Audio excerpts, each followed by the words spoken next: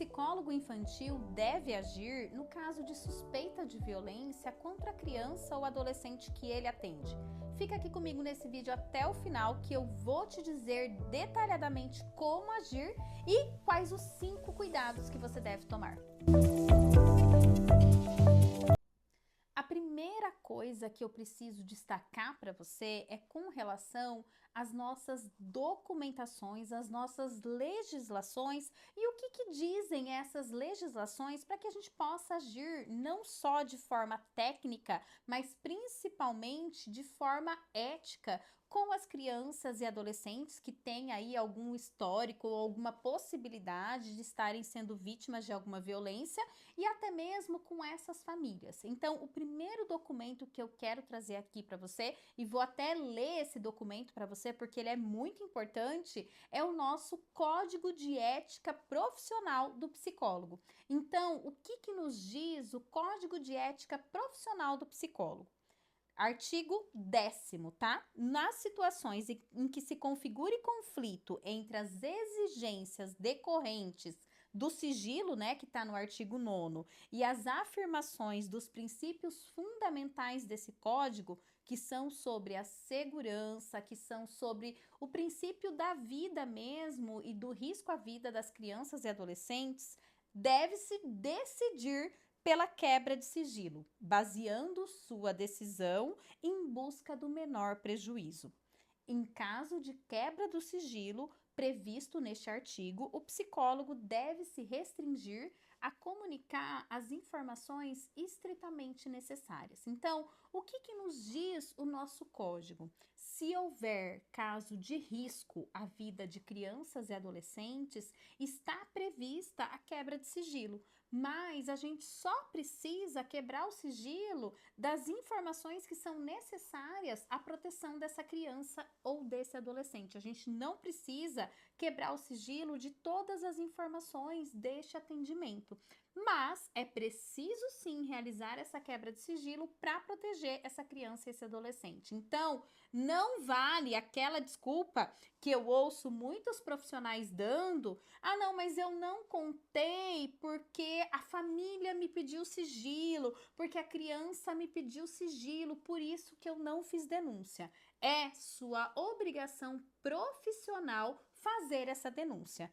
E outra desculpa que eu escuto aí muito profissional dando é com relação a ter certeza ou não dessa denúncia. Ah, não, mas eu não denunciei porque era uma suspeita, porque eu não tinha certeza, porque eu não tive como averiguar se as informações da criança estavam corretas ou não.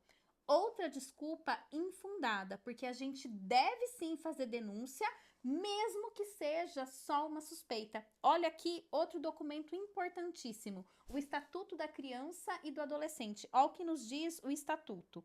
Nenhuma criança vai ser objeto de negligência, discriminação, exploração ou violência. E, no artigo 13, os casos de suspeita ou confirmação, né, de algum tipo de castigo físico, de tratamento cruel ou degradante, de maus tratos ou de qualquer tipo de violência, devem ser comunicados ao Conselho Tutelar sem prejuízos de outras medidas. Ou seja, você, psicólogo, você profissional que atende crianças e adolescentes, você não é obrigado a averiguar a denúncia. Isso vai ser papel dos órgãos de proteção, do Conselho Tutelar, da Promotoria de Justiça e até mesmo da polícia. Mas o seu papel é fazer essa comunicação.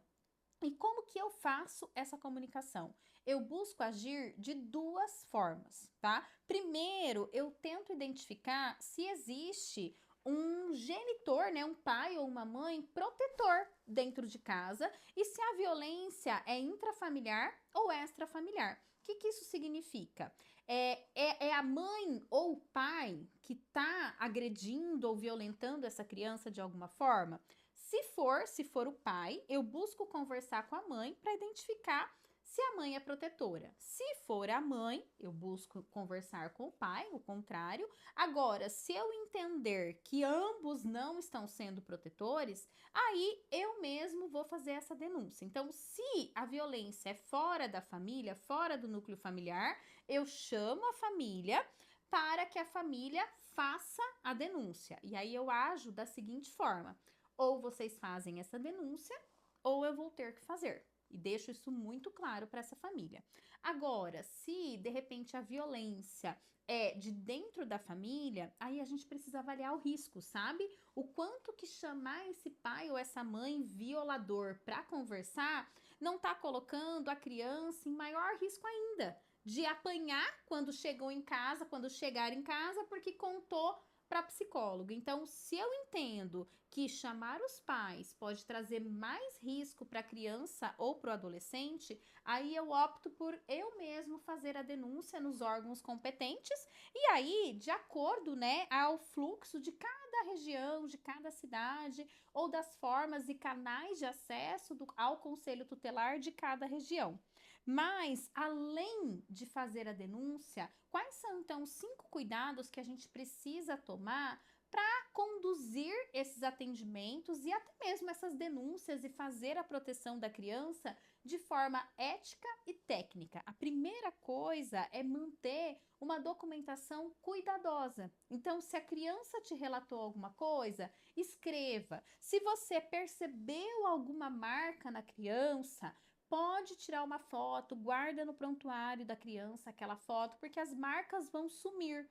Mas até para que você possa se resguardar enquanto profissional e para que essa criança também tenha a proteção necessária, muito importante você documentar. É claro, sem esquecer, e esse é o segundo cuidado, do apoio continuado a essa criança ou esse adolescente. Ele vai precisar ainda mais de você para poder lidar com essas questões, para poder superar esses traumas. E um trauma que muitas vezes, esse é o terceiro cuidado, vai precisar de uma equipe multidisciplinar atuando junto com você. Muito provavelmente você vai precisar acessar a escola dessa criança para saber como é que está o rendimento escolar dela. Muitas vezes essa criança vai precisar, por conta de possíveis lesões ou machucados, de um apoio médico, né, de algum tipo de cuidado, e aí você precisa então estar em contato com todos esses profissionais para fazer um bom trabalho multidisciplinar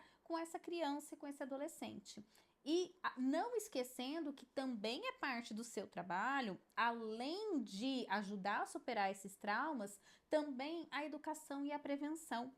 Mostrar para essa criança que ela não é culpada pela violência sofrida e mostrar como se prevenir, como se proteger de diversas situações.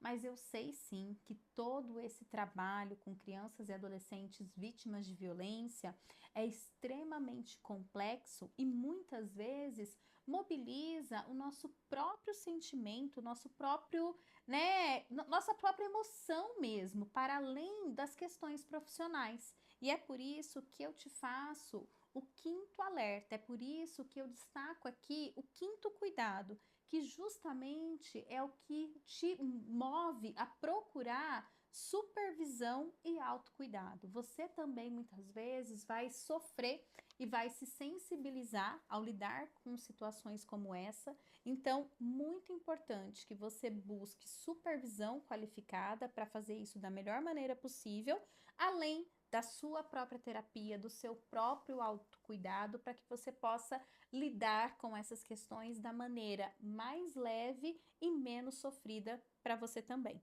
Me conta se fizeram sentido esses cuidados, essas orientações. Espero que você tenha gostado desse vídeo e espero ainda mais que você continue me acompanhando e me seguindo nas redes sociais.